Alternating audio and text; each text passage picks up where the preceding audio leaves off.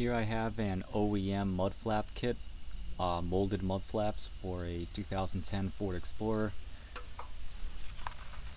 There's the part number, and these are good for model years 2006 and on. I believe this was written in 2010, so obviously 2011 plus Explorers probably have a different mudflap setup. So, the instructions. There's a list of all the components. You want a drill, screwdriver, cloth, and I'm not sure what that PM12A is. I'm going to assume anti-seize or perhaps some sort of anti-rust paint, because we're going to be drilling through the quarter panel, I believe. So here are the instructions.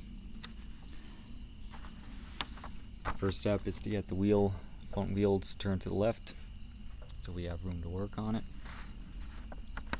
And we have to drill some holes. And depending upon your trim level, you have different places to drill the holes. And if we look here, the letters here, the AB, the ABC, they all correlate with the letters there. They show you where to drill with your 1/4 inch drill bit. I have an Eddie Bauer, so there's no Eddie Bauer indicated here. I'm going to imagine that it most resembles a limited. I know it's not an XLS, or I'm not going to use the XLS instructions because this picture indicates that a screw is in the bottom hole in the fender flare, but that's just a non-screwing, I don't know what to call that, Christmas tree type push pin, whatever. So not an XLS, so I'm not sure whether to follow the XLT or the limited instructions in this case. I think I'm going to follow the limited instructions.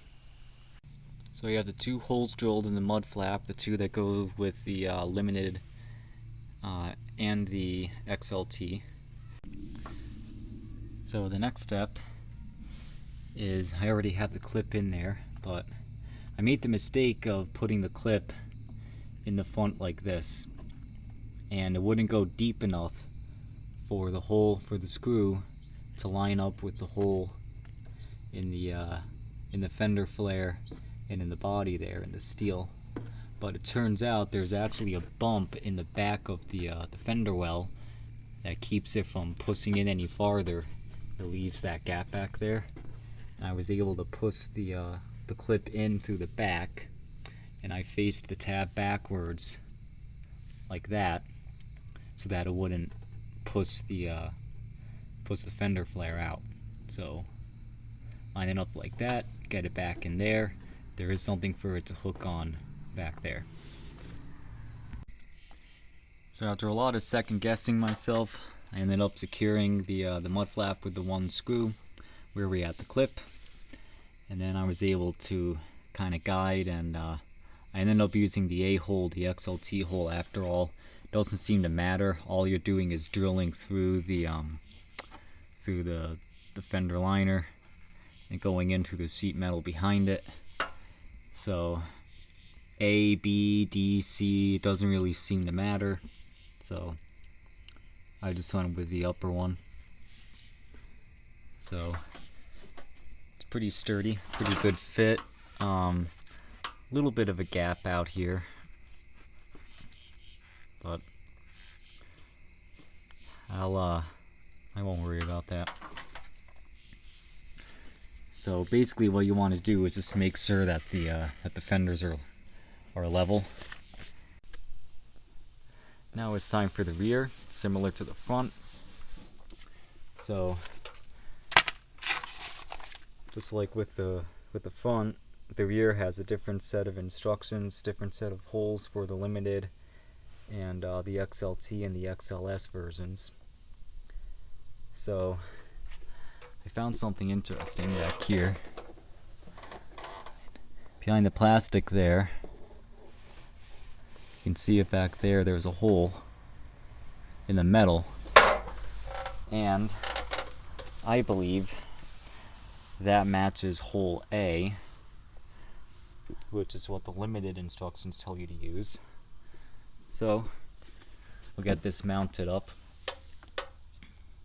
and drill through A and see if that hole in the metal matches up with the hole A in the mud flap here. But back here, or at the bottom, I'm supposed to use one of these metal clips. And it doesn't feel as though this is going to work the way it did on the front. I don't think there's anything, no, there's nothing to clip into there. But, unlike the front, the holes on the back here are closer to the edge of the fender liner. So, the holes should line up. There we go, they do line up. Cool, well that makes it a little bit easier back here anyway. So we'll get the mud flap, screw that in, use one of the new longer, was that the longer one? Yeah. Use the longer push style fastener up here, and then we're going to have to drill and use one of the sword fasteners over here in the ABD hole.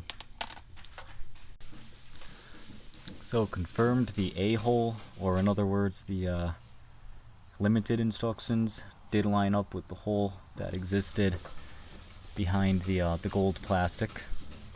And the instructions say to reuse one of these old fasteners, but I have extras, so I'm just going to use another one of the ones that came with the kit. And I'll use two of my spares on the other side so that they match. So that's that, nice and tidy. And eventually this is going to get tucked back here, but I'm going to bring it up front for now so I know where to drill through the fender liner. Alright, now I have to drill the hole drilled through the fender liner. So we'll use one of the shorter push fasteners. And it's installed. So the rear right side is similar. Again, we're going to use the LTD with the A-hole over here. And there wasn't a hole to begin with back there this time.